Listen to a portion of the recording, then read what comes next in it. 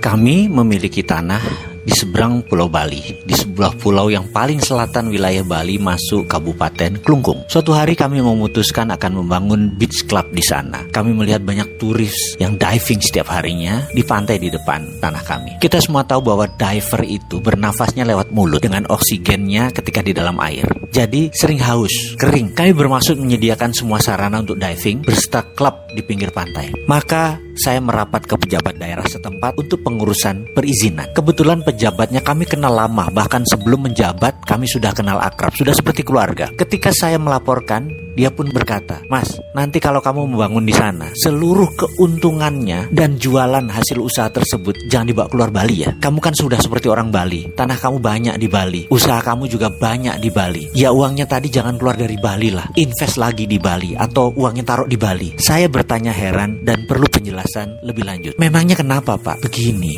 sayang saya sudah di ujung masa jabatan saya. Coba saya sadarnya jauh hari sewaktu awal saya menjabat, maka Bali harusnya bisa 2 kali lebih maju dari sekarang. Saya percaya Bali bisa mengalahkan Singapura. Ada tram di bawah tanah, ada berbagai sarana, dan Bali akan lebih maju. Intinya adalah jangan bawa uang keluar dari Bali. Pada saat investasi membangun, kan ada yang namanya capital expenditure atau biaya investasi. Lalu ada biaya rutin operasional atau operational expenditure. Misalnya kamu invest 100 miliar, lalu sales kamu katakanlah 30 miliar per tahun. OPEX-nya anggap kira-kira 10 miliar. Yang 20 miliar adalah keluar dari Bali karena untuk bayar investasi lagi, capex-nya kamu. Bayangkan, kalau uang itu 100% mengendap di Bali, saya rasa mereka akan membangun terus berbagai sarana, bukan melulu hotel, ada ratusan macam bisnis. Ada ratusan sarana seperti jalanan, rumah sakit, dan lain sebagainya akan tumbuh. Sayangnya, di Bali ini investasinya 80% uangnya keluar dari Bali. Hanya 20%-an aja yang tinggal di Bali sebagai operation expenditure, yang capex keluar dari Bali. Padahal mereka itu orang Bali sendiri. Malah begitu untung malah taruh uangnya di Jakarta, diletakkan di negara lain. Itu yang saya sayangkan. Jadi kamu setelah membangun usaha di Bali, usaha tersebut jalan, usahakan uangnya diputar lagi di Bali. OPEX dan CAPEX-nya tadi diputar lagi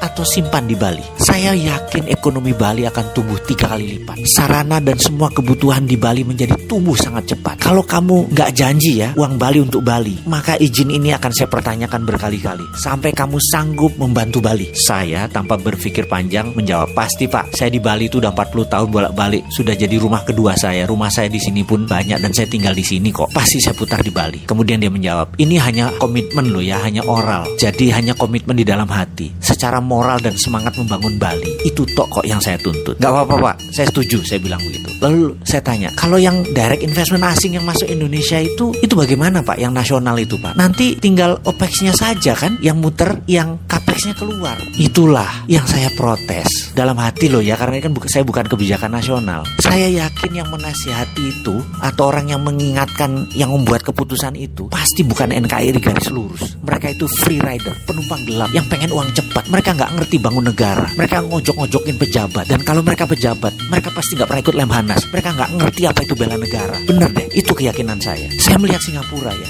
hampir 90% investasinya nggak keluar. Negara Singapura itu banyak insentifnya supaya investor itu menahan capex dan OPEX-nya bertahan di Singapura. Saya mau tiru itu dari adik kita, negara Singapura itu. Saya mau meniru itu di Bali. Pasti Bali akan menjadi makmur dan tidak tergantung asing. Semoga pemimpin Bali ke depan juga memahami misi Bali untuk Bali. Mendengar itu saya mengangguk, kok beda ya strategi mengelola wilayahnya. Yang Bali ini keren.